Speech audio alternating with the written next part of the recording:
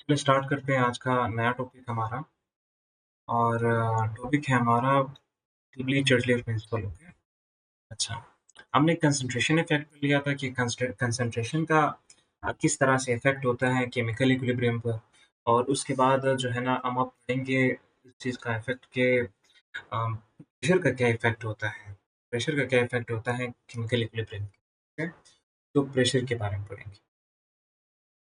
Pressure effect. अच्छा, ये number 3 okay. ये प्रेशर का जो इफ़ेक्ट है, बहुत ही अमेज़िंग होता है, ओके? बहुत ही आसान है। अब सपोज़ टू मैं कहूँगा कि भई कुछ पॉइंट्स आपने लिखने हैं, pressure does not effect chemical equilibrium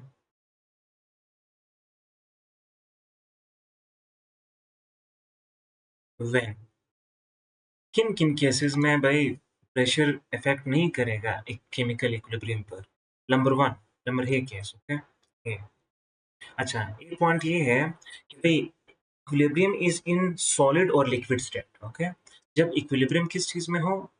equilibrium solid state में हो, इज़ इन सॉलिड और लिक्विड स्टेट। अच्छा, आप मुझे बताइए कि मैंने जब मैंने एक्सप्रेशन लिख रहा था ना, केसी की एक्सप्रेशन, उस एक्सप्रेशन में एक चीज़ थी जो कंसीडर करनी थी आपने। उसमें ये था कि भई आपने जब भी वो करना था, केसी लिखना था, फिर उस केसी में हम रिएक्शन के प्योर सॉलिड्स को और प्योर लिक्विड्स को केसी में इंक्लूड करते थे? करते थे या नहीं करते थे? नहीं करते थे ना। तो इसी तरह से अगर इक्विलिब्रियम में सॉलिड होगा या लिक्विड होगा, अब सपोज़ टू रिएक्टेंट्स भी सॉलिड्स में है और प्रोडक्ट भी सॉलिड में है। और या दूसरा केस इस तरह भी हो सकता है कि रिएक्टेंट्स भी लिक्विड में है और प्रोडक्ट भी लिक्विड में है। तो फिर उस पर प्रेशर कोई इफ़ेक्ट नहीं डाल सकता उस इक्विलिब्रियम पर, ओके? क्योंकि केसी की एक्सप्रेशन में नहीं आएँगी। बात समझ में आ गई? जी सर। अच्छा। अब जो दूसरा पॉइंट ये है कि इक्विलिब्रियम जब भी इज़ इन गैसियस स्टेट अगर इक्विलिब्रियम गैसियस स्टेट में होगा but equilibrium is in gaseous state but यहाँ पर बट आ गया लेकिन जब number of moles of reactant equal होंगे number of mole of product के फिर भी जो है ना प्रेशर इफेक्ट नहीं करेगा इक्विलिब्रियम पर। इक्विलिब्रियम पर फिर भी प्रेशर क्या नहीं करेगा? इफेक्ट नहीं करेगा। ये चीज़ समझनी है आपको। अब मैं क्या कह रहा हूँ? अब सपोज़ टू मेरे पास एक केमिकल रिएक्शन है, ओके? H2 प्लस I2 ये दोनों क्या है? गैसेज़ हैं। ये दोनों क्या है? गैसेज़ हैं। ये दोनों जब रिएक्शन करते हैं तो हमारे पास क्या बनाते हैं? 2HI। अब आप मुझे बताएँ number of moles of reactants कितने हैं? 2 मोल या नहीं? 1 मोल इसका, 1 मोल इसका। 2 मोल हो गए या नहीं हो गए? जी सर। और 2 मोल प्रोडक्ट है या नहीं है? जी सर। तो number of moles of reactant है, number of moles of product क्या है? इक्वल है। अब इस केस पर अब सपोज़ टू कोई कंटेनर है मेरे पास, ओके? कंटेनर है मैंने इधर लिया हुआ है। कंटेनर मैं इधर ड्रॉ करता हूँ। अब ये कंटेनर है एक, ठीक है?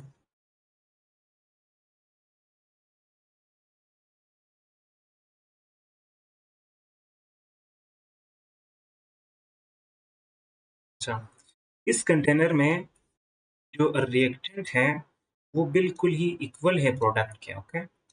प्रोडक्ट के इक्वल है। सपोज़ टू प्रोडक्ट में कोर कलर से ग्रीन कलर से इधर ये जो है ना रिएक्टेंट्स के मॉलिक्यूल हैं, जो गैस मॉलिक्यूल है, ओके? गैसेस मॉलिक्यूल 8 दाने और 8 दाने प्रोडक्ट के मॉलिक्यूल्स, प्रोडक्ट की गैसेस इस तरह से इस कंटेनर में, ओके?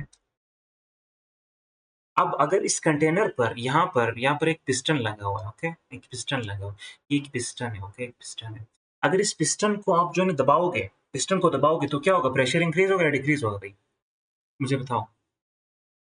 हुँ? सर इंक्रीज़ हो इंक्रीज़ होगा। इस प्रेशर का क्या इस केमिकल रिएक्शन पर कोई फ़र्क पड़ेगा? No sir. नहीं पड़ेगा क्योंकि भाई number of moles of reactant और प्रोडक्ट क्या है? इक्वल है। Number of moles of reactant product क्या है? इक्वल है। ये चीज़ समझनी है, ओके? अच्छा, एक और point, number 3rd point. Point ये है कि भई अगर आप क्या करें? Number C, okay? अगर आप इनर्ट गैस ऐड करें, क्या कर लें? इनर्ट गैस ऐड करें। इनर्ट गैस कौन-सा गैस होता है भई? मुझे बताएँ? इनर्ट गैस कौन-सा गैस होता है? वो गैस जो रिएक्शन नहीं करता, वो गैस जो रिएक्शन नहीं करता, जो इनर्ट एटम्स होते हैं जैसे कि हीलियम, ओके? इसी तरह से एन एक और हीलियम है, नियॉन है, ओके? क्रिप्टॉन है, ये क्या है? ये सारे नोबल गैसेज़ हैं। ये इनर्ट गैसेज़ भी आप कह सकते हो। क्यों ये रिएक्शन क्यों नहीं करते इनर्ट गैसेज़? क्योंकि इनके आउटर मोस्ट शेल कंप्लीट होते हैं। इनको जो है ना रिएक्शन करने की ज़रूरत ही नहीं होती, क्योंकि इनके पास इलेक्ट्रॉन पूरे होते हैं। तो रिएक्शन तो तब होती है जब इलेक्ट्रॉन्स की कमी हो या इलेक्ट्रॉन्स की क्या हो? ज़्यादती हो। ऐसा होता है या नहीं होता? जी सर।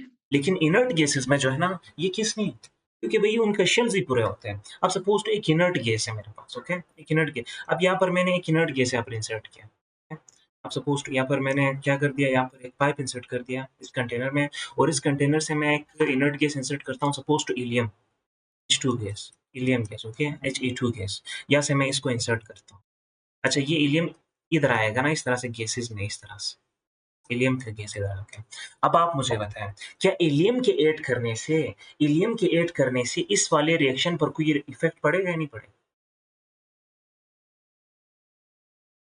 हाँ, पड़ेगा या नो सर। इसके इक्विलिब्रियम पर कोई इफ़ेक्ट नहीं पड़ेगा, क्यों? क्योंकि हीलियम गैस बेचारा ना ही हाइड्रोजन गैस से जुड़ेगा, ना ही आयोडीन गैस से जुड़ेगा और ना ही हाइड्रोजन आयोडाइड गैस से जुड़ेगा। ये सारे के सारे क्या है? गैसेज़ हैं। ये भी गैस है, ये भी गैस है, ये भी गैस है। बात समझ में आ गई? जी सर। गुड। अच्छा इसके बाद अब वो कौन से मतलब अब कंडीशंस वो कंडीशन पड़ेंगी जिसमें क्या होगा? जिसमें प्रेशर जो है ना केमिकल इक्विलिब्रियम को क्या कर रहा होगा? इफ़ेक्ट कर रहा होगा, ओके? अब वो केसेस पड़ेंगे। चलो उन केसेस पे आते हैं। अच्छा इन हालातों में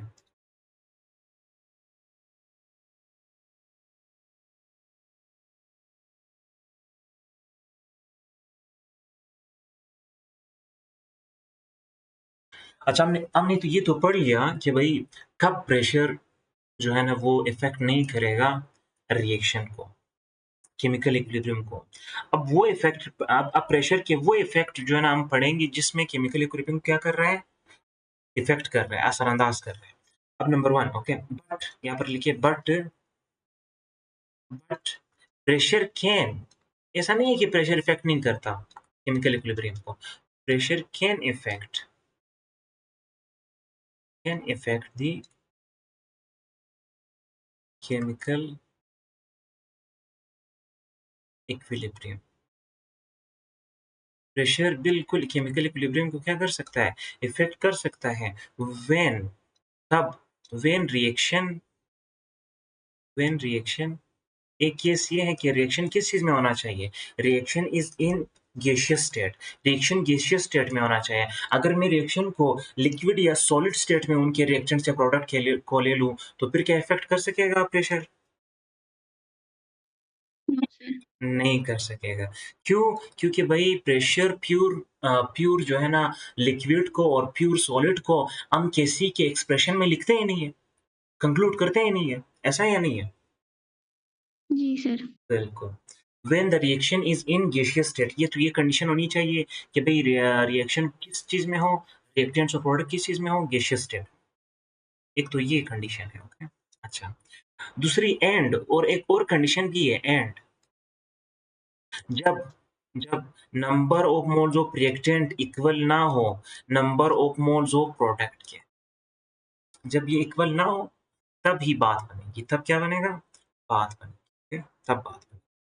अब इसके लिए मैं आपको जो है ना वो करता हूँ, एग्ज़ाम्पल देता हूँ। अ, किस चीज़ का? अमोनिया का एग्ज़ाम्पल देता हूँ, जो अमोनिया किस तरह से बनता है, ओके? सपोज़ टू मेरे पास रिएक्शन है, ठीक है?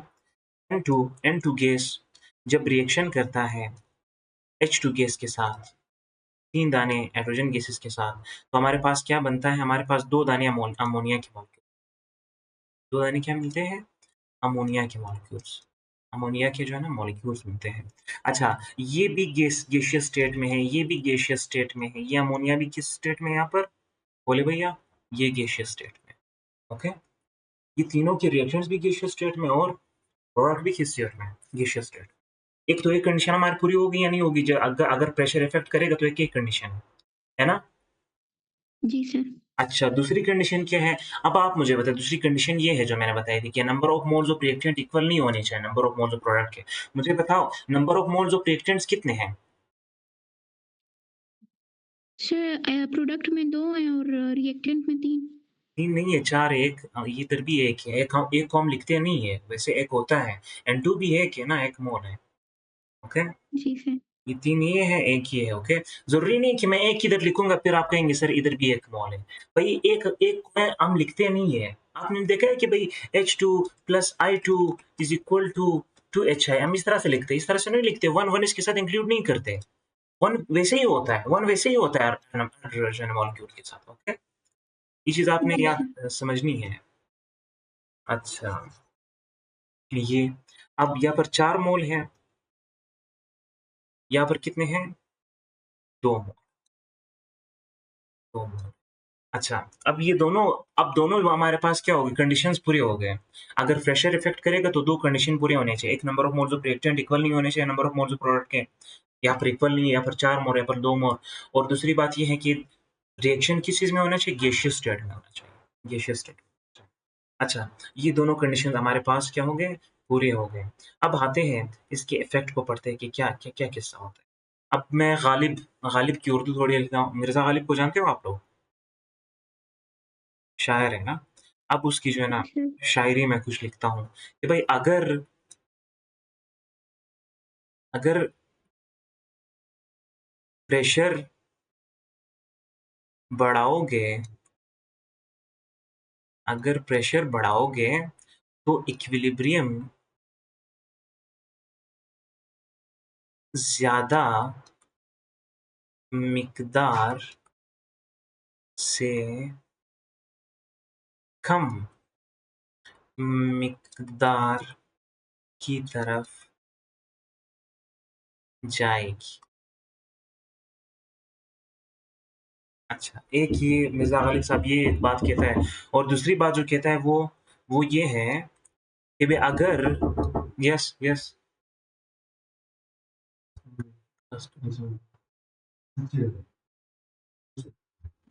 अच्छा, दूसरा केस क्या है? अगर प्रेशर कम करोगे कम करोगे तो इक्विलिब्रियम कम से ज़्यादा की तरफ कम से ज़्यादा की तरफ जाएगी। लिख ली उर्दू मैंने या नहीं लिखी? लिख ली ना? अच्छा, अब देखिए अभी समझे बात को, ओके? अभी समझे बात, अभी बात आपने समझनी है। अब इस रिएक्शन के अकॉर्डिंग इस रिएक्शन क्या होता है? ये जो 2 रूल हैं मैंने उर्दू में लिखे हैं। अब आप मुझे बताएँ, अगर मैं प्रेशर इस रिएक्शन पर क्या करूँगा? इस रिएक्शन पर मैं प्रेशर ज़्यादा करूँगा, तो मुझे बताओ इक्विलिब्रियम किस साइड पर शिफ्ट होगी? सर दूसरे साइड पर। किस साइड रिवर्स में या फॉरवर्ड में जाएगी? फॉरवर्ड। फॉरवर्ड में जाएगी, गुड। क्यों फॉरवर्ड में जाएगी? क्योंकि यहाँ पर देखो अगर प्रेशर बढ़ाओगे तो इक्विलिब्रियम ज़्यादा मिकदार से कम मिकदार की तरफ जाएगी। ज़्यादा मिकदार किधर है? प्रोडक्ट की साइड पे या नहीं है? 4 मोल। इधर है या नहीं है? तो ज़्यादा मिकदार इधर है, तो ज़्यादा से कम की तरफ जाएगी। जब मैं प्रेशर क्या करूँगा? बढ़ाऊँगा, तो ये रिएक्शन फॉरवर्ड की तरफ चला जाएगा। बात समझ में आ गई? अच्छा दूसरा केस है, अगर प्रेशर कम करोगे, तो इक्विलिब्रियम कम से ज़्यादा की तरफ जाएगी। तो इक्विलिब्रियम कम से ज़्यादा की तरफ जाएगी। अब सपोज़ टू इस रिएक्शन पर मैंने क्या कर दिया, ये जो अमोनिया बन रहा है जिस रिएक्शन में, जब मैंने प्रेशर क्या कर दिया? कम कर दिया, तो फिर इक्विलिब्रियम किस साइड पर शिफ्ट होगी? फॉरवर्ड साइड पर या रिवर्स साइड पर? रिवर्स। रिवर्स साइड पर, गुड। क्योंकि ये कम से ज़्यादा की तरफ जाएगी। यहाँ पर 2 मोल है, कम है, तो यहाँ पर 4 मोल है, तो ये कम से ज़्यादा की तरफ जाएगी। बात समझ में आ गई? अब जी सर। इस तरह भी मैं लिख सकता हूँ, सपोज़ टू ये एक रिएक्टेंट है, ओके? रिएक्टेंट की वो तादाद कम है और प्रोडक्ट की तादाद बड़ी है। अच्छा, सपोज़ टू रिएक्शन 2 मोल है और प्रोडक्ट 4 मोल है, ओके? अब अगर मैं इस वाले रिएक्शन पर अगर मैं प्रेशर ज़्यादा करूँगा, तो मुझे बताओ किस साइड पर इक्विलिब्रियम शिफ्ट होगी, रिवर्स में, फॉरवर्ड में?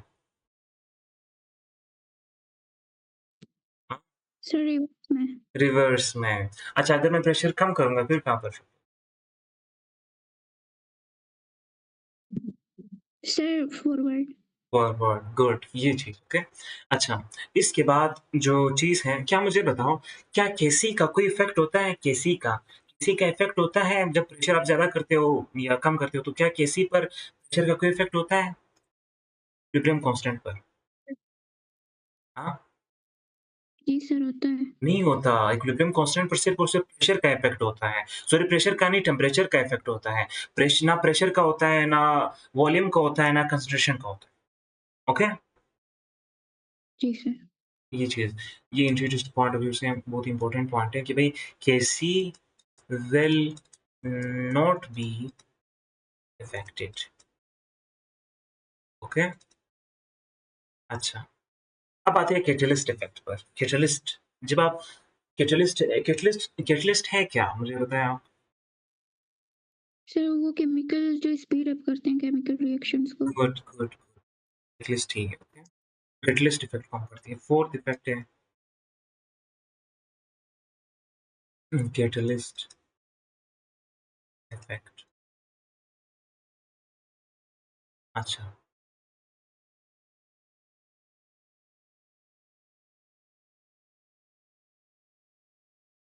कैटलिस्ट इफ़ेक्ट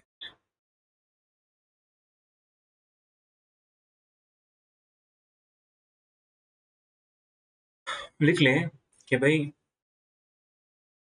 कैटलिस्ट, जो कैटलिस्ट साहब होता है, वो does not affect the chemical equilibrium, okay? Does not affect the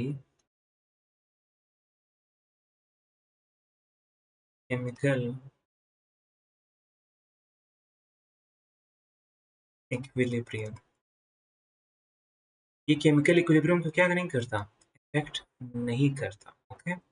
because it affects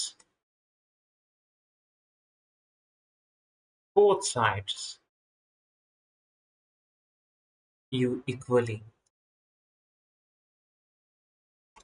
अच्छा, केमिकल इक्विलिब्रियम तो तब इफेक्ट होगा यार अगर रिएक्शन फॉरवर्ड में ज़्यादा जाए या रिवर्स में ज़्यादा जाए, ऐसा है या नहीं है? ऐसा है या नहीं है, है ना? लेकिन कैटलिस्ट साहब जो है ना, वो रिएक्शन को फॉरवर्ड में भी ज़्यादा करता है और रिवर्स में भी ज़्यादा करता है। तो क्या मुझे बताएँ तो फिर क्या केमिकल इक्विलिब्रियम इफेक्ट होगा? No sir. नो सर, बिल्कुल इफेक्ट नहीं होगा। अच्छा, लेकिन एक चीज़ लिख लें, but helps but helps us in quick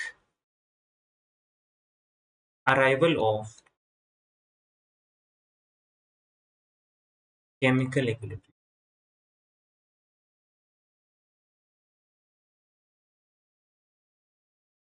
अच्छा, बहुत ही खूबसूरत पॉइंट है। लेकिन ये हमें हेल्प करता है किस चीज़ में? कि भई कि एक रिएक्शन जल्द हद जल्द केमिकल इक्विलिब्रियम में क्या हो जाए? केमिकल इक्विलिब्रियम में आ जाए। मैंने बताया था जब आप स्टार्ट में अगर 0 सेकंड आपने एक रिएक्शन स्टार्ट किया है, 0 सेकंड मतलब पहली बिल्कुल स्टार्ट है, 0 सेकंड है। क्या उस वक़्त वो इक्विलिब्रियम पे होता है? 0 सेकंड पर एकदम से आपने कुछ रिएक्शंस डाले और वो प्रोडक्ट में कन्वर्ट होना शुरू हो गए। क्या एकदम से केमिकल इक्विलिब्रियम अटेन होते हैं? टाइम लगता है इक्विलिब्रियम को बनने में। सर टाइम लगता है। टाइम लगता है, लेकिन ये क्या करता है कैटलिस्ट सिर्फ़ एक हमें हेल्प करता है कि वो एक केमिकल इक्विलिब्रियम को बहुत जल्द क्या कर लेता है, अराइव कर लेता है, बहुत जल्द इक्विलिब्रियम बना लेता है। अगर रिवर्सिबल रिएक्शन हो तो बहुत ही जल्द केमिकल इक्विलिब्रियम बन जाता है। क्यों? क्योंकि स्पीड अप करता है केमिकल रिएक्शन। ओके? बात समझ में आ गई? जी sir. Good.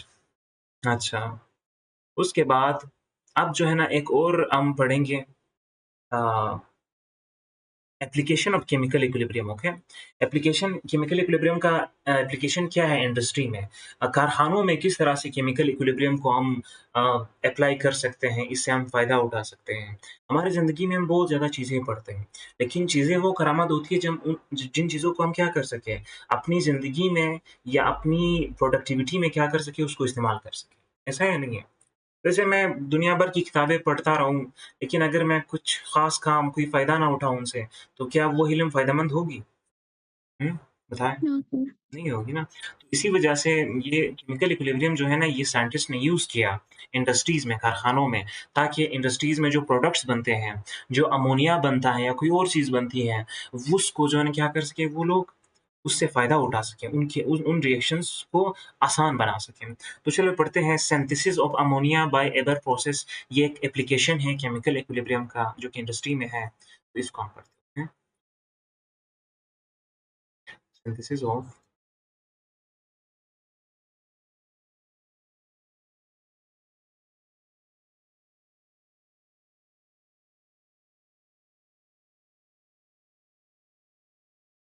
Synthesis of ammonia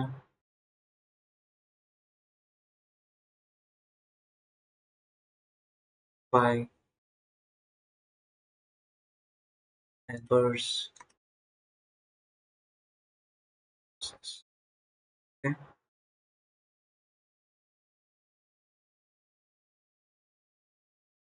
अच्छा, बहुत ही इंटरेस्टिंग टॉपिक है। अब आपने समझ लिया ना कि भई एक चीज़ जो है ना कि कंसंट्रेशन का क्या इफ़ेक्ट होता है, टेम्परेचर का क्या इफ़ेक्ट होता है और इसके साथ-साथ हमारे पास प्रेशर का क्या इफ़ेक्ट होता है, कैटलिस्ट का क्या इफ़ेक्ट होता है, ये चीज़ें हमने पढ़ ली हैं। अब इसको अप्लाई करते हैं अमोनिया के यील्ड को ज़्यादा करने के लिए, ओके? अमोनिया को ज़्यादा बनाने के लिए। अच्छा, जो जर्मन केमिस्ट था, ये इस प्रोसेस को किसने इंट्रोड्यूस किया एबर प्रोसेस को? ये जर्मन केमिस्ट था, उसे केमिस्ट्री की अच्छी समझ-बूझ थी ना, तो इसी वजह से उसने ये प्रोसेस किया था। जर्मन केमिस्ट था, नाम क्या था? Fritz एबर, okay, एबर। 1933 में इस बंदे ने क्या कर दिया? सिंथेसिस ऑफ अमोनिया कर दिया बाय एबर प्रोसेस, ओके। अच्छा, अमोनिया के रिएक्शन किस तरह से होते हैं? हमने पहले भी पढ़ा था। अच्छा, इस तरह से होते हैं। अब देखिए,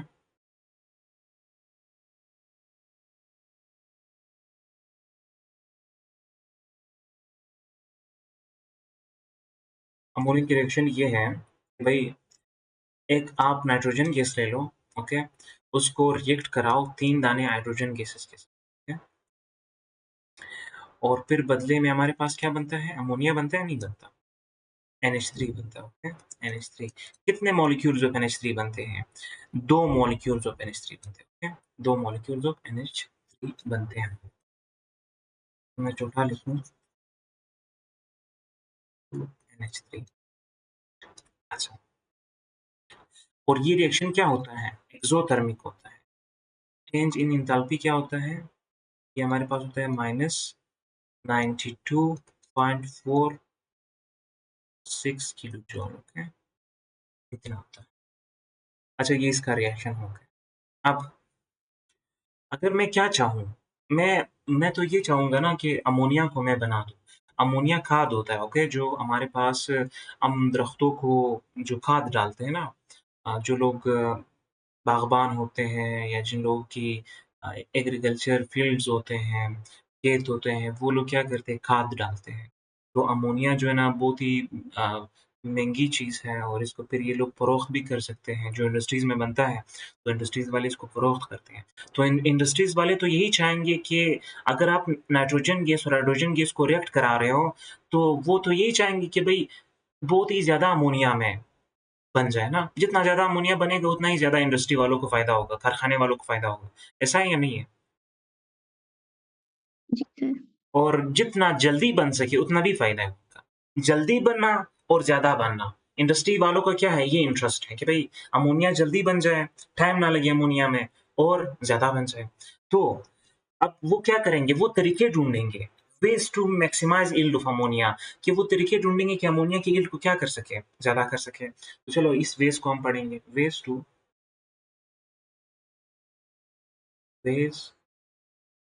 to maximize yield मतलब product, okay, yield of ammonia।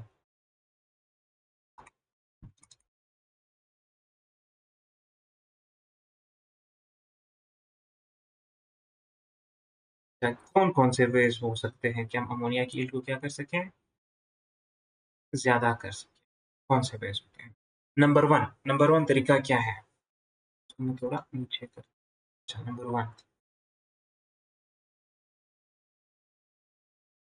ये तो ये लोग चाहेंगे, अब सपोज़ टू ये कंसंट्रेशन इफ़ेक्ट का एक केमिकल इक्विलिब्रियम का वो ये था कि भई जिस साइड से आप क्या करो, आप एक चीज़ को कम कर दो। अब सपोज़ टू ये अमोनिया बन रहा है ना, इस रिएक्शन में अमोनिया बन रहा है और इस अमोनिया को मैं जल्दी-जल्दी निकाल रहा हूँ, जल्दी-जल्दी इस अमोनिया को निकाल रहा हूँ। तो इधर से अमोनिया की कमी हो जाएगी ना, कमी हो जाएगी या नहीं हो जाएगी जब मैं जल्दी-जल्दी अमोनिया को निकालूँगा? ऐसा है या नहीं है? जी सर। तो रिएक्शन जो है ना आगे जाएगा, रिएक्शन और तेज़ी से आगे जाएगा, बहुत ही अच्छी तरह से आगे फॉरवर्ड में जाएगा। क्योंकि रिएक्शन कहेगा कि भई अमोनिया कम हो रहा है, अमोनिया कम हो रहा है तो रिएक्शन फॉरवर्ड में जाएगा। तो क्या अमोनिया की कंटीन्यूअस विथड्रॉल मतलब कंटीन्यूअस रिमूवल से क्या मैं इस अमोनिया की यील्ड को ज़्यादा कर सकता हूँ या नहीं कर सकता? जी सर। बिल्कुल, तो फर्स्ट तरीका ये है कि आप क्या करें, continual continuous withdrawal of withdrawal of ammonia. पहला तरीका तो ये है कि आप अमोनिया का क्या करें, कंटीन्यूअस विथड्रॉल करें। अमोनिया की जगह NH3 लिखिए, NH3 लिखो या अमोनिया लिखो, कोई फ़र्क नहीं पड़ता। अच्छा, कंटीन्यूअल का मतलब क्या होता है? मुसलसल। अच्छा, विथड्रॉल का मतलब क्या होता है? Removal, okay? रिमूवल, अच्छा। कुछ-कुछ लम्हे के बाद आपने निकालना है, ओके? एकदम से नहीं निकालना है कि सारा अमोनिया बन गया, एकदम से आप निकालते हैं, नहीं। थोड़े-थोड़े लम्हे के बाद आपने निकालना होगा, ओके? लिख लें, after regular interval, after regular interval आपने क्या करना है? अमोनिया को निकालना है यहाँ से। अच्छा, अगर मैं वैसे देख लूँ, एक कंटेनर है सपोज़ टू इंडस्ट्री में इस तरह से एक बहुत बड़ा ड्रम रखा हुआ है इंडस्ट्री में, ओके? बहुत बड़ा ड्रम रखा रखा हुआ है और इस ड्रम में हमारे पास क्या होते हैं, इसके सर को बंद किया एक पिस्टन से, इधर एक पिस्टन लगा हुआ है, ओके? तो सर को बंद किया है। अच्छा, और इधर हमारे पास अमोनिया जो है ना N2 प्लस H2। अच्छा, ये अमोनिया भी गैस होता है, ये मैंने पहले भी बताया। अमोनिया क्या होता है भई? गैस होता है। N2 गैस होता है और H2 भी गैस होता है, अमोनिया भी गैस होता है। अमोनिया भी गैस होता है। अब जो बात है समझने की, वो ये है कि इस कंटेनर में अमोनिया भी होता है और ये N2 और H2 गैस भी होते हैं और ये NH3 में जो है क्या होते हैं? कन्वर्ट होते हैं। अच्छा, रिएक्शन के अकॉर्डिंग जो है ना N2 और H2 जो गैसेज़ होते हैं वो तकरीबन 65% होते हैं। वो कितने परसेंट होते हैं? 65% क्योंकि 4 मोल है ना, 4 मोल है, 65% और अमोनिया जो होता है वो 35% होता है, ओके? 35% होता है। ये इक्विलिब्रियम के स्टेट पर ये है। किस स्टेट पर? इक्विलिब्रियम के स्टेट पर, ओके? इक्विलिब्रियम के स्टेट में 65% N2 और H2 होता है और 35% NH3 होता है। अच्छा, एक तो ये केस है कि मैंने कंटीन्यूअस विथड्रॉल करूँ तो फिर अमोनिया का यील्ड ज़्यादा होगा। दूसरा केस क्या हो सकता है कि भई मैं अमोनिया के यील्ड को ज़्यादा करूँ। अब आप मुझे बताएँ, अभी-अभी हमने पढ़ा था कि दूसरा कौन-सा केस हो सकता है कि मैं अमोनिया की यील्ड को ज़्यादा कर सकूँ? कौन-सा केस हो सकता है? हाँ, बताएँ मुझे। आप कहेंगे सर प्रेशर ज़्यादा करें, ऐसा या नहीं है? जी सर। क्यों प्रेशर ज़्यादा करने से क्या होगा?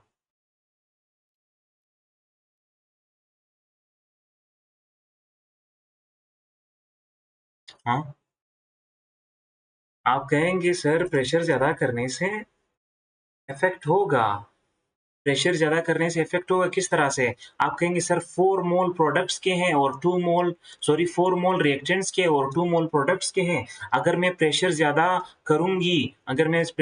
करूँगी तो क्या होगा? ये ज़्यादा मोल से रिएक्शन कम मोल की तरफ जाएगा और अमोनिया का प्रोडक्शन ज़्यादा होगा। अमोनिया का प्रोडक्शन क्या होगा? ज़्यादा होगा। ऐसा है या नहीं है? बोलिए भाई। जी सर। बिल्कुल, ये है कि भई बाय इंक्रीज़िंग द प्रेशर। भाई प्रेशर इंक्रीज़ क्यों प्रेशर हम क्यों इंक्रीज़ करते हैं? क्योंकि हमारे पास 2 कंडीशन हैं। इस अमोनिया के इक्विलिब्रियम इस रिएक्शन में जब अमोनिया बनता है इस रिएक्शन में एक तो number of moles of reactant equal नहीं होते number of moles of product के। इसी वजह से प्रेशर का इफ़ेक्ट यहाँ पर होगा और दूसरी बात ये रिएक्शन कौन से स्टेट में है? गैसियस स्टेट में। कौन से स्टेट में है? गैसियस स्टेट में। ऐसा है या नहीं है? जी अच्छा, सर। ये हो गया। और हमने एक चीज़ पढ़ी थी टेम्परेचर के बारे में। हमने पढ़ा था कि भई अगर आप टेम्परेचर की बात करोगे अच्छा इसको मैं थोड़ा ऊपर कर दूँ।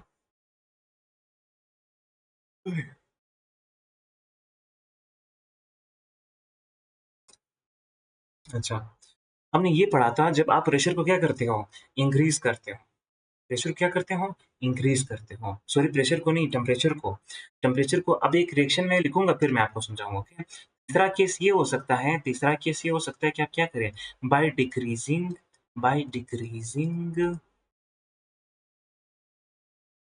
टेम्परेचर टेम्परेचर इससे भी क्या हो सकता है? इससे भी आपका रिएक्शन अमोनिया का यील्ड ज़्यादा हो क्यों? क्योंकि अगर मैं दोबारा ये रिएक्शन लिख दूँ, ये दोबारा रिएक्शन लिख दूँ N2 लाता हूँ, N2 प्लस 3H2 ओके और 3H2 और क्या बनाता है 2NH3 बनता है। अच्छा, फॉरवर्ड में रिएक्शन हमेशा क्या होता है? एक्ज़ोथिर्मिक होता है। क्या होता है? एक्ज़ोथिर्मिक और रिवर्स में क्या होता है? एंडोथर्मिक आपने लेना है। क्या लेना है? एंडोथर्मिक आपने लेना है। मुझे बताओ अमोनिया का रिएक्शन क्या है? एक्ज़ोथिर्मिक या एंडोथर्मिक है? सर एकदम अमोनिया का बनना? जी, जी, अमोनिया का ये बनना ये एंथैल्पी चेंज क्या है? माइनस में है या नहीं है? ये माइनस में है या नहीं है? ये वाला। सर माइनस में है। माइनस माइनस का मतलब क्या है? एक्सोथर्मिक। एक्ज़ोथिर्मिक है। अच्छा एक्ज़ोथिर्मिक फॉरवर्ड में है या नहीं है? फॉरवर्ड में है या नहीं है? जी सर। एक्ज़ोथिर्मिक फॉरवर्ड है। हमने ये पढ़ा था टेम्परेचर के इफ़ेक्ट में कि भई अगर आप टेम्परेचर को डिक्रीज़ करोगे टेम्परेचर को जब डिक्रीज़ करोगे तो एक्ज़ोथिर्मिक रिएक्शन क्या होगा? एक्ज़ोथिर्मिक रिएक्शन एफ़िलिएट होगा। एक्ज़ोथिर्मिक रिएक्शंस को क्या मिलेगी? मदद मिलेगी। एक्ज़ोथिर्मिक रिएक्शन को क्या मिलेगी? मदद मिलेगी। तो एक्ज़ोथिर्मिक रिएक्शन किस साइड में? फॉरवर्ड में या नहीं है? फॉरवर्ड में या नहीं है? इस तरह से फॉरवर्ड में। जी सर। फॉर्मल में। तो अगर आप एक्ज़ोथिर्मिक रिएक्शन को क्या करोगे? सपोर्ट करोगे बाय डिक्रीज़िंग जब टेम्परेचर को डिक्रीज़ करोगे तो एक्ज़ोथिर्मिक क्या होता है? रिएक्शन क्या होता है? इफ़ेक्ट होता है। एक्ज़ोथिर्मिक रिएक्शन को सपोर्ट मिलती है। तो रिएक्शन फॉरवर्ड में जाएगा, नहीं जाएगा? जी सर फॉरवर्ड में जाएगा। फॉरवर्ड में जाएगा और फॉरवर्ड के जाने की वजह से फॉरवर्ड की जाने की वजह से अमोनिया की यील्ड ज़्यादा होगी या नहीं होगी? जी सर ज़्यादा प्रोड्यूस होगी। क्योंकि ये क्या है? ये माइनस में है, okay? Minus 92.46 kilo joule okay इसकी heat exchange exothermic reaction okay अच्छा ये तीनों कंडीशन हो सकते हैं अब सर अब ये जी जी बोले सर मतलब हम टेम्परेचर को जब डिक्रीज़ करते हैं तो एक्सोथर्मिक रिएक्शन होता है, फॉरवर्ड रिएक्शन उसमें मतलब मदद ऐसी मिलती है कि वो स्पीड अप करता है रिएक्शन को? स्पीड अप नहीं करता बल्कि रिएक्शन को आगे चलने की क्या करता है आगे चलने की जो है ना वो कोशिश करता है कि भाई तुम रिवर्स में मत आओ इक्विलिब्रियम में तो आगे भी जाता है रिएक्शन क्योंकि ये रिएक्शन तो इक्विलिब्रियम में होता है ऐसा है नहीं है कि फॉरवर्ड जी। पीरियड भी होता है रिवर्स भी होता है लेकिन ये इसको कहता है कि भाई देखो अगर हम वैसे ही लॉजिक से समझे तो इक्विलिब्रियम पर मैंने पहले भी बताया कि इक्विलिब्रियम पर 35% अमोनिया होता है और 65% N2H2 होता है तो हमने क्या करना है हमने इक्विलिब्रियम को क्या करना है इक्विलिब्रियम को तोड़ना है अगर इक्विलिब्रियम को नहीं तोड़ेंगे तो भाई हमारे पास अमोनिया कम बनेगा 35% ही बनेगा इक्विलिब्रियम को जब आप तोड़ते जी हो सर। तो इक्विलिब्रियम को जब आप तोड़ते हो तो ज्यादा अमोनिया बनेगा जी सर। तो आपने क्या करना है आपने रिएक्शन को फॉरवर्ड में सिर्फ और सिर्फ फॉरवर्ड में ले जाना है ताकि रिएक्शन रिवर्स में ना आए ताकि जब रिवर्स में आएगा तो अमोनिया ही कम होगा वो N2 और H2 गैस में कन्वर्ट होगा ओके? जी सर। अच्छा। ठीक। दूसरी बात जो समझनी है आपने वो ये है कि जो टेम्परेचर होता है, टेम्परेचर जब आप टेम्परेचर को क्या करते हो, टेम्परेचर को डिक्रीज़ करते हो, टेम्परेचर क्या करते हो? डिक्रीज़ करते हो। तो NH2 NH3 की यील्ड क्या होती है? NH3 की यील्ड क्या होती है? ज़्यादा होती है या कम होती है? ज़्यादा होती है। क्यों? क्योंकि एक्ज़ोथर्मिक जो है ना, एक्ज़ोथर्मिक रिएक्शन को सपोर्ट करता है डिक्रीज़ इन टेम्परेचर, ओके? बात समझ में आ गई? अच्छा, दूसरी बात, रेट ऑफ रिएक्शन, रिएक्शन का स्पीड, रेट ऑफ अब मसला आ रहा है। ये तो हमने खुद से अपने कंडीशंस जो है ना वो कर लिए, अप्लाई कर दिए कि भाई टेम्परेचर को डिक्रीज़ करो और प्रेशर को इंक्रीज़ करो, तभी अमोनिया की यील्ड जो है ना क्या होगी, ज़्यादा होगी। ऐसा है या नहीं है? हमने तो ये कहा, लेकिन असल में इंडस्ट्रीज़ में क्या होता है वो चीज़ समझनी है। अच्छा, हमने ये पढ़ा है कि भाई रेट ऑफ रिएक्शन जो होता है, रेट ऑफ रिएक्शन, अच्छा जब आप टेम्परेचर ज़्यादा करते हो रिएक्शन का, तो उसकी रिएक्शन की स्पीड ज़्यादा हो जाएगी या नहीं हो जाएगी? जी सर। ज़्यादा हो जाएगी। लेकिन हम इधर टेम्परेचर क्या कर रहे हैं? डिक्रीज़ कर रहे हैं। तो टेम्परेचर के डिक्रीज़ करने की वज़ह से अमोनिया तो ज़्यादा बनेगा, क्योंकि रिएक्शन फॉरवर्ड में ज़्यादा जाएगा। लेकिन एज़ अ होल रिएक्शन की स्पीड क्या हो जाएगी? डिस्टर्ब हो जाएगी या नहीं हो जाएगी? जी सर, हो जाएगी। बिल्कुल। तो रेट ऑफ रिएक्शन क्या हो जाएगा? Rate of reaction directly proportional है किस चीज़ के? टेम्परेचर की, टेम्परेचर की। और दूसरी चीज़ जो हमने पढ़ी थी, हमने ये पढ़ी थी कि भई जो केसी का डायरेक्ट रिलेशन होता है प्रोडक्ट के साथ और इनवर्स रिलेशन होता है रिएक्टेंट के साथ। ऐसा है या नहीं है?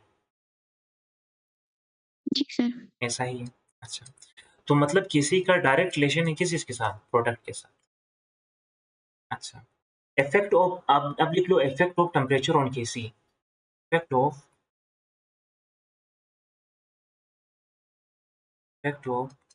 Temperature on KC. अच्छा, टेम्परेचर का केसी के साथ क्या रिलेशन है? डायरेक्ट रिलेशन है या इनवर्स रिलेशन है? चलें अभी आप मुझे बताएँ, कौन-सा रिलेशन होगा? हाँ? जल्दी करें याला। सर डायरेक्ट होगा? No, no, no, no, no. अभी-अभी मैंने बताया कि भई देखो, आप क्या करते हो जब टेम्परेचर को जब डिक्रीज़ करते हो, तो प्रोडक्ट ज़्यादा बनता है या नहीं बनता? जी सर। तो कौन-सा रिलेशन हो गया? इनवर्स। इनवर्स हो गया, ओके। तो टेम्परेचर का जो है ना, वो केसी के साथ कौन-सा रिलेशन है? Inverse relation. टेम्परेचर का केसी के साथ कौन-सा रिलेशन है? इनवर्स रिलेशन है। और टेम्परेचर का क्यों केसी के साथ इनवर्स रिलेशन है? क्योंकि टेम्परेचर का प्रोडक्ट के साथ कौन-सा रिलेशन होता है? प्रोडक्ट के सर साथ। इनवर्स। वो भी इन्वर्स होता है। जब आप टेम्परेचर को डिक्रीज़ करोगे तब ही अमोनिया बनेगा, अमोनिया ज़्यादा हो जाएगा, अमोनिया की यील्ड ज़्यादा हो जाएगी। जब अमोनिया की यील्ड ज़्यादा हो जाएगी, टेम्परेचर के इंक्रीज़ करने की वजह से अमोनिया की यील्ड इंक्रीज़ हो रही है, तो मतलब इन्वर्स रिलेशन आ रही है या नहीं आ रहा? जी सर। समझ आ गई? और केसी के साथ टेम्परेचर का क्यों इन्वर्स रिलेशन है? क्योंकि प्रोडक्ट का केसी के साथ डायरेक्ट रिलेशन है, इसी वजह से केसी के साथ टेम्परेचर का कौन-सा रिलेशन है? Inverse relation. बात समझ में आ गई? जी सर। अच्छा, गुड। अब ये मैं एक एग्ज़ाम्पल देता हूँ सपोज़ टू जो हमारे पास टेम्परेचर होता है ना, टेम्परेचर अगर टेम्परेचर केल्विन में ओके, केल्विन में आगे जब आप टेम्परेचर लेते हो। सपोज़ टू मेरे पास 200 डिग्री सेंटीग्रेड है इधर टेम्परेचर 200, 300 केल्विन ये सारे केल्विन में ओके, केल्विन सेंटीग्रेड में कि 400 केल्विन और 500 केल्विन। अच्छा मुझे बताओ जो केसी की इफ़ेक्ट जो होता है, वो हमारे पास 200 डिग्री सेंटीग्रेड पर कितना होता है?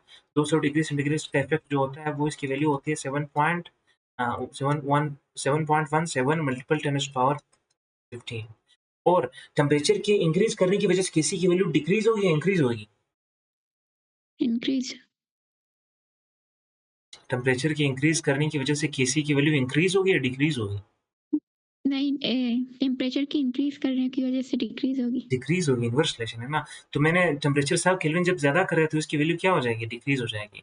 2.69 मल्टीपल 10 पावर 8 हो जाएगा। पहले 15 था अब 8 हो गया, ओके? अच्छा जब मैं 100 और इंक्रीज़ करता हूँ, 100 केल्विन और इंक्रीज़ करता हूँ, देखो 3 से 400 पहले आता हूँ, 2 से 300 पहले आप 3 से 400 पहले आओ, तो केसी की वैल्यू और इंक्रीज़ होगी या डिक्रीज़ होगी? डिक्रीज। डिक्रीज़ होगी 3.94 मल्टीपल 10 पावर 4 10 पावर 8 था अभी 4 हो गए। तो समझ आ गई कि टेम्परेचर की इंक्रीज़ करने की वजह से केसी की वैल्यू क्या होती है? डिक्रीज़ होती है। डिक्रीज़ होती है, गुड, अच्छा ये समझ आ गया। अब जो बात समझने की है, हमारा पूरा का पूरा लेक्चर इस पॉइंट पे अभी जो है ना इंसार करेगा। पॉइंट जो हमने समझना है, वो है क्या?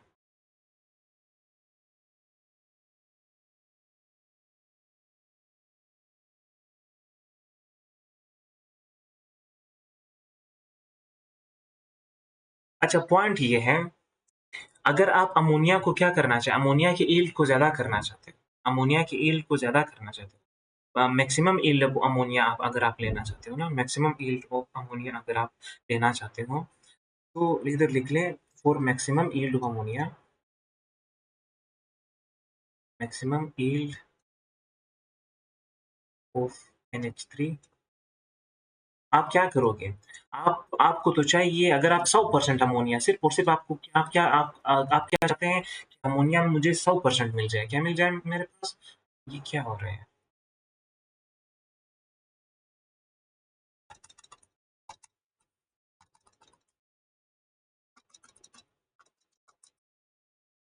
बोर्ड दिख रहा है आपको? जी सर।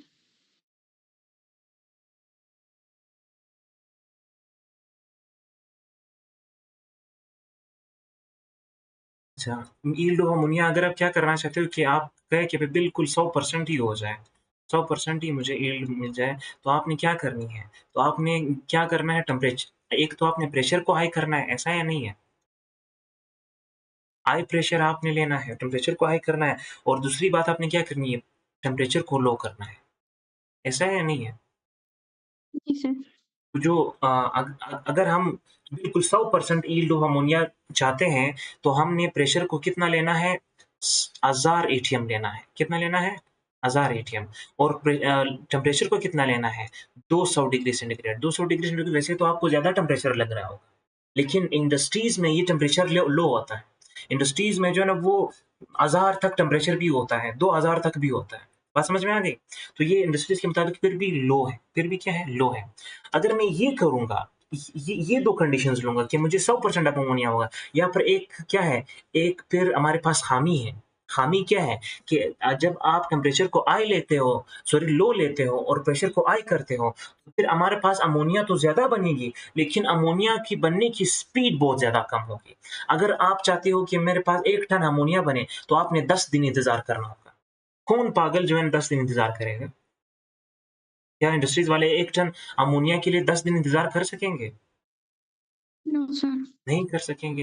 हालाँकि रिएक्टेंट्स हमारे पास जो N2 गैस और H2 गैस कम इस्तेमाल होगा।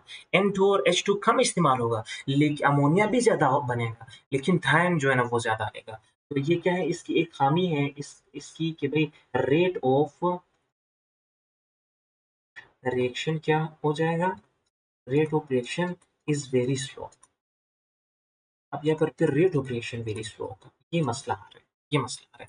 अब इस मसले को काउंटर करने के लिए अब फिर साइंटिस्ट ने कुछ और कंडीशंस दी थी। ठीक है? अब एक चीज़ समझ लें। अब मैं एग्ज़ाम्पल देता हूँ। जी, जी।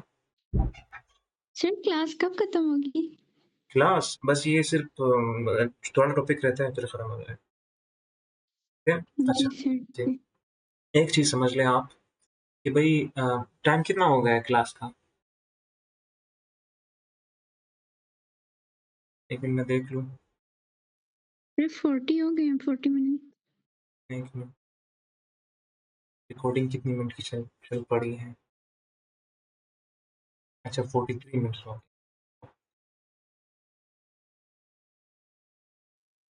सर अब बस से खाना भी खाना है। गए। बस खत्म हो रहा है, खत्म हो रहा है, खत्म हो रहे हैं।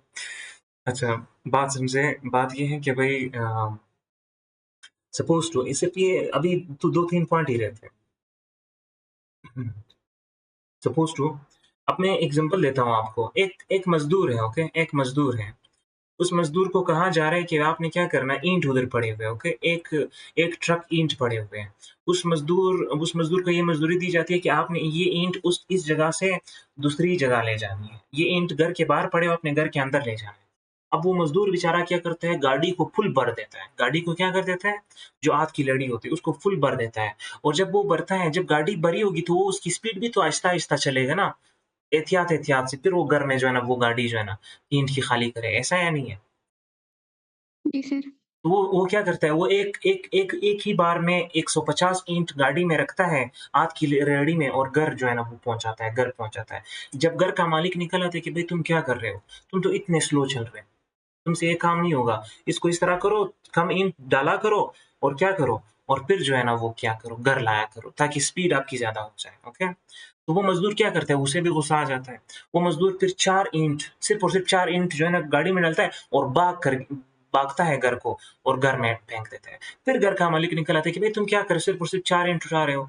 मज़दूर मालिक कहते हैं कि भई तुम दरमियानी रास्ता इख्तियार करो। गाड़ी में 50 ईंट डाला करो और तेज़ी से घर पहुँचाया करो, ताकि जल्द अज जल्द ये सारी ईंट जो घर के बाहर पड़ी हुई है, वो घर के अंदर आ जाए, ओके? तो मज़दूर दरमियानी रास्ता इख्तियार करेगा या नहीं इख्तियार करेगा? ताकि टाइम भी कम लगे, और हमारे पास क्या भी हो, इस ईंट का बाहर से घर की तरफ प्रोडक्शन भी क्या हो जाए, ज़्यादा हो जाए, ऐसा या नहीं है? तो हमने भी इस रिएक्शन में दरमियानी रास्ता इख्तियार करना है। दरमियानी रास्ते को ऑप्टिमम कंडीशन कहते हैं, ओके? ऑप्टिमम कंडीशंस यहाँ पर क्या होंगे? ऑप्टिमम कंडीशंस जो हैं वो यहाँ पर ये होंगे कि आप क्या लो, पहले हमने टेम्परेचर कितना ले लिया था, 200 डिग्री सेंटीग्रेड। आप टेम्परेचर को थोड़ा इंक्रीज़ कर दो। टेम्परेचर हम कितना कर लेंगे यहाँ पर, 400 डिग्री सेंटीग्रेड। कितना? 400। अगर आप केल्विन में इसको कन्वर्ट करें तो 673 केल्विन होता है, ओके? 673 केल्विन होता है। तो एक तो ये कंडीशन लोगे। अच्छा, पहले प्रेशर कितना था? प्रेशर को हमने 1000 एटीएम लिया था, लेकिन अब प्रेशर आप कितना सेट करो? प्रेशर आप थोड़ा कम कर दो। फिर आप कम कर दो। 200 से 300 एटीएम ले लो, ओके? अच्छा, फिर तो अगर आप ये कंडीशंस लोगे तो फिर तो रिएक्शन इतना ज़्यादा अमोनिया नहीं बनेगा, इतना ज़्यादा अमोनिया नहीं बनेगा। तो फिर इस चीज़ को काउंटर करने के लिए पे एक कैटलिस्ट डाल दो। क्या डाल दो भई? बोलें? कैटलिस्ट। कैटलिस्ट डाल दो। कैटलिस्ट क्या होंगे? Pieces of Fe crystal, iron की क्रिस्टल के पीसेस डाल दो, एज़ अ कैटलिस्ट काम करेंगे, ओके? क्रिस्टल एम्बेडेड इन, और जो आयरन के क्रिस्टल होंगे वो अंदर होंगे, किस चीज़ से एम्बेडेड होंगे, किस चीज़ से कवर होंगे? Embedded in a fused mixture of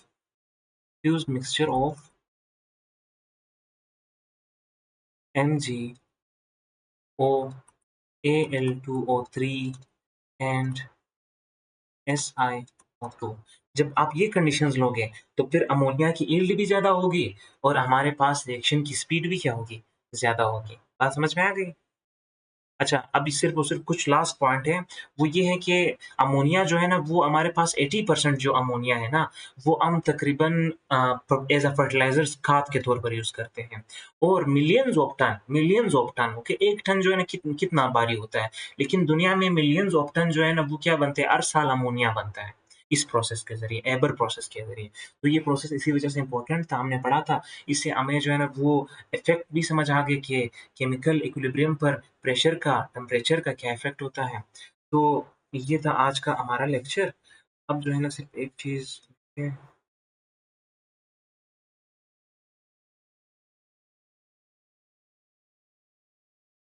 भाई साहब क्यों चले गए एकदम से?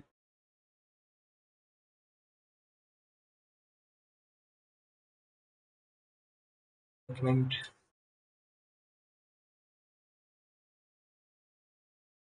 ये मैं सिर्फ़ रिकॉर्डिंग ऑफ कर दूँ।